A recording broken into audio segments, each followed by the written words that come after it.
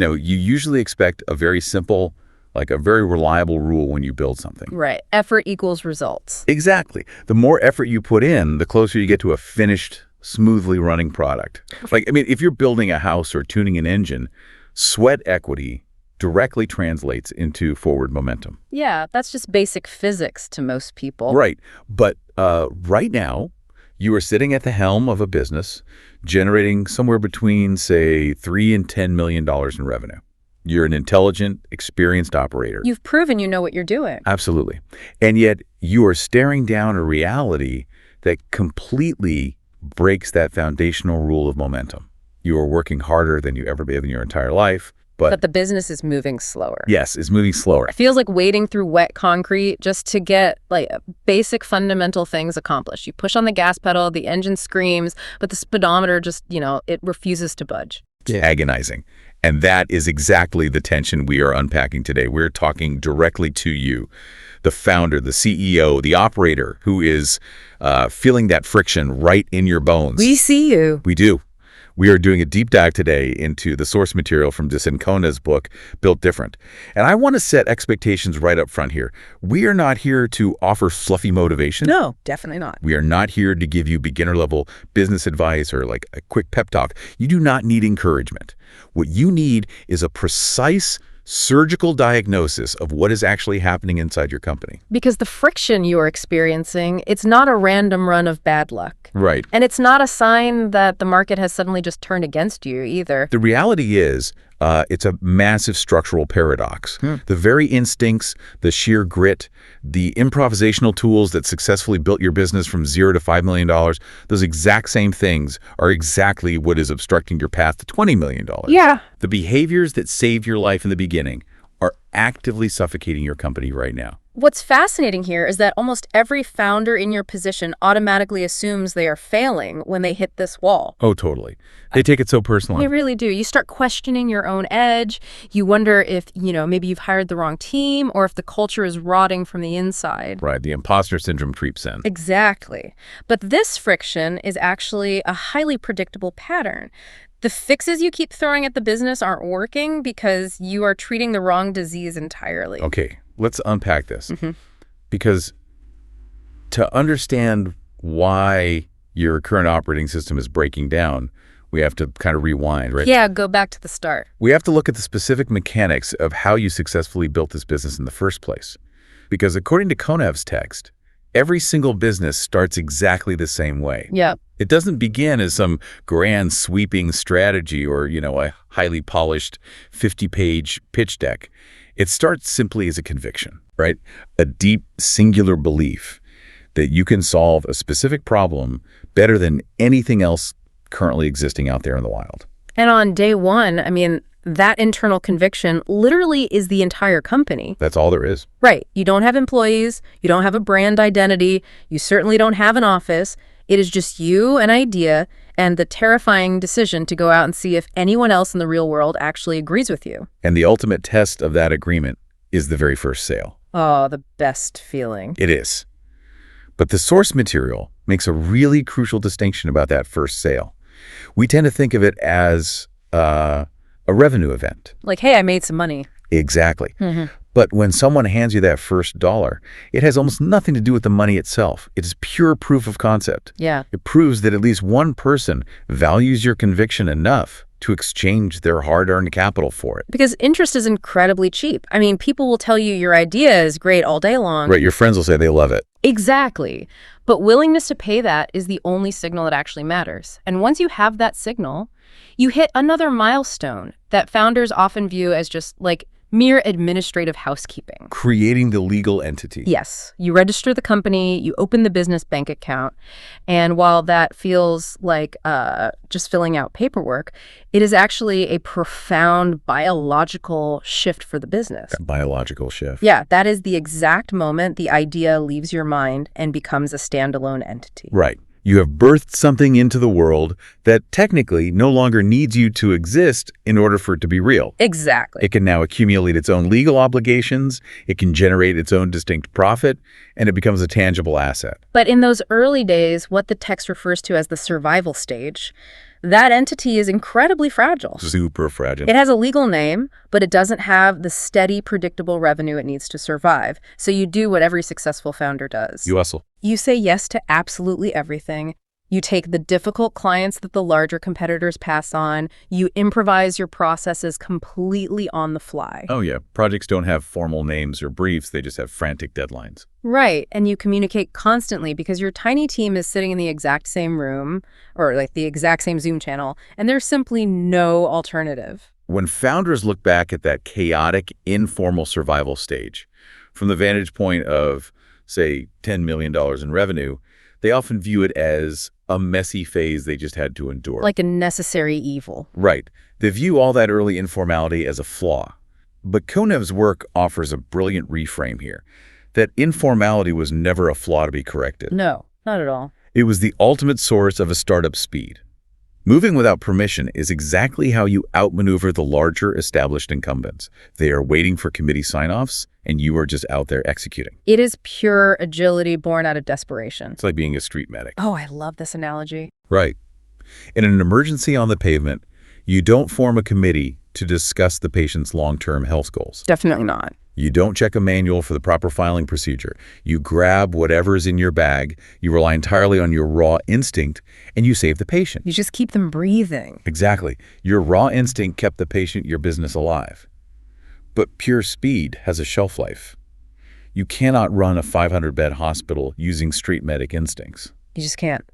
That analogy perfectly captures the transition because that improvisational speed, it works brilliantly when survival's your only metric. Right. But as you succeed, as you close more deals, the entity feeds on that revenue. Yeah. And as it feeds, it naturally transforms it to something that pure instinct alone can no longer manage. You hit a certain point of double-digit growth, and your mental model simply shatters. It breaks. Because you used to hold the entire operation in your head. You intuitively knew the status of every client, every pending invoice, every late deliverable. You were the database. Yes. But now, the surface area of the business is growing far faster than any single human brain can possibly map. Think of the business as a living organism. When you feed it revenue, it grows.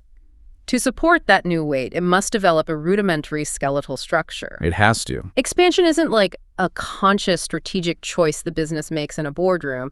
It is the natural, inevitable direction of anything that is alive. And this expansion forces a monumental transition for you. You have to stop being what the text calls a retailer of value. A retailer, yeah. In the survival stage, you were a retailer. Yeah. You solve one specific problem for one specific client at a time in a highly customized artisanal way. Handcrafted solutions. Exactly. But to scale past that $3 to $10 million mark, you must become a wholesaler of value. Yeah. You have to solve bigger problems for vastly more clients at a much higher speed with absolute consistency. And because of that volume, the complexity becomes cross-functional by default. What do you mean by that? Well, the problems are suddenly too layered for just one isolated skill set to handle. Okay, right. Resolving a client churn issue, for example. It no longer just requires the sales team. It requires marketing to adjust the messaging, product to fix a bug, finance to process a refund. It touches everything. It requires an entirely different structural foundation to support that kind of cross-departmental reach.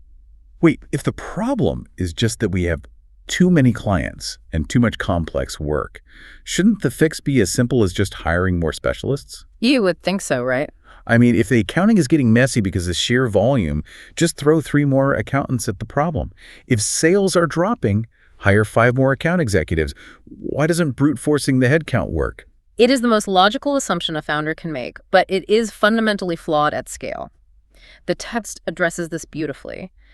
Adding more accountants does not produce a well-managed accounting department. It doesn't. No, it merely produces a group of accountants.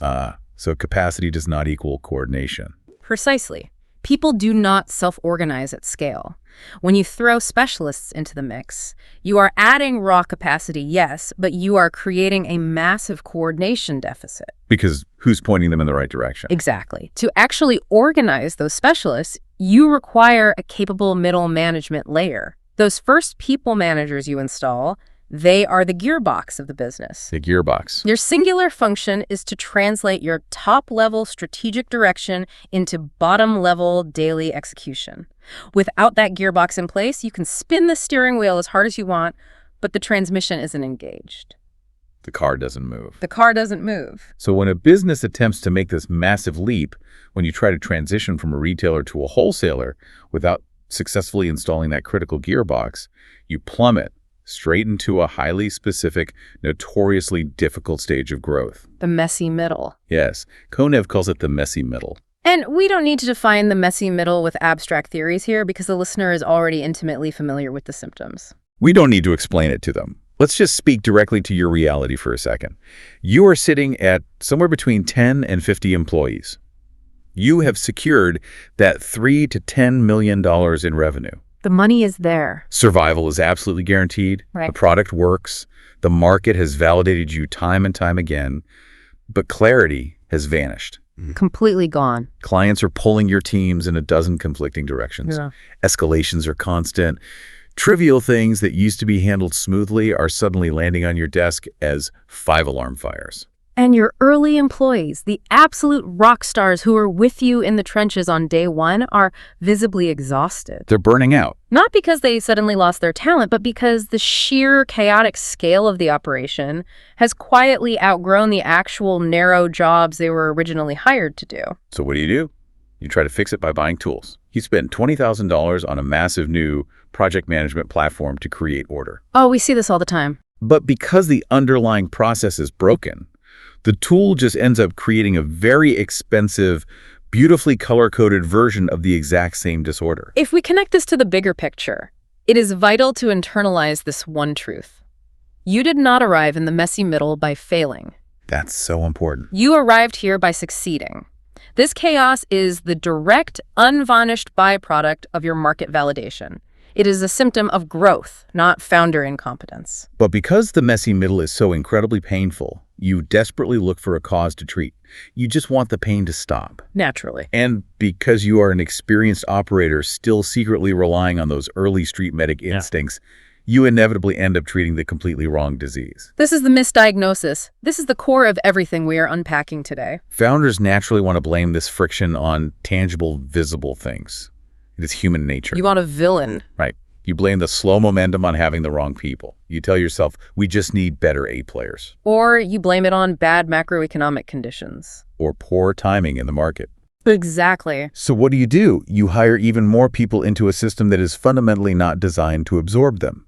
You fire genuinely good people, mistakenly believing they were the bottleneck. You buy more software. And the tragic result is that you work even harder, the company moves even slower, and the frustration just compounds. We need to slow down right here. We need this next point to land with absolute crystal clarity. The founder is not the problem. You are not the problem. Your early instinct is not the problem. That instinct kept the company alive when it had nothing else. But instinct has a hard ceiling. It is a tool built for uncertainty, for navigating the fog of war. Right. It is not built for the ruthless precision that scale demands. So hear this clearly. The problem is not your people. It is not your market. It is not your timing. It is an architecture problem. Here's where it gets really interesting. Think about how much time and capital is wasted on this misdiagnosis. It's like trying to frantically upgrade a computer's software when the actual physical motherboard is melting. What a great way to put it. Yeah, you are firing good people, but the fundamental architecture, the invisible way your business is structurally organized to deliver value, is what's actually generating all the friction. But architecture is completely invisible until you have a framework to actually see it. That invisibility is the trap. You look at a missed deadline, an angry client, or an exhausted team, and you immediately label it a people problem. You assume someone just didn't care enough. Or they didn't work hard enough. But the architecture is the root cause dictating those failures. So if we're going to stop blaming the people, we have to define what this invisible architecture is actually made of. We need the framework. Right. The source text outlines that every single business, regardless of size or sector, is not built out of abstract management buzzwords like synergy or culture. No, those are just words. It is built from 4 highly tangible, highly manageable elements: projects, processes, disasters, and environment. These 4 elements represent the actual physical substance of daily organizational life. The building blocks. Every single task your team executes today falls squarely into one of these 4 categories. Let's break these down because this is the framework that cures the misdiagnosis. Yeah. First, you have projects. Okay, projects. A project is a piece of work with a defined start and a defined end. It is usually custom. Yeah. Building a new website is a project. Opening a new office is a project. Right.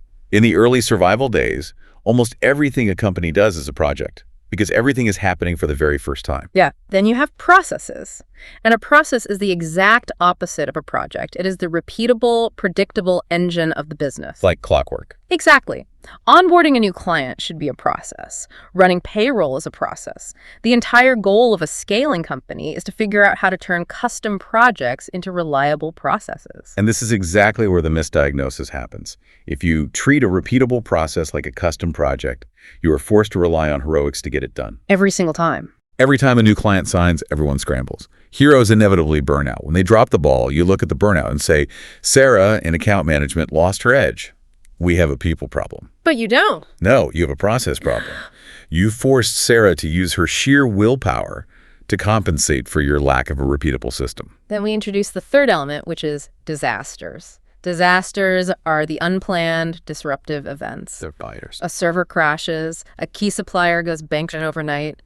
In the early stages, every day feels like a disaster. But at scale, true disasters should be rare. Very rare. Because if the same quote-unquote disaster is happening every single week, like if a critical shipment is delayed every Friday, that is no longer a disaster. No, it's not. That is just a fundamentally broken process that you are refusing to fix.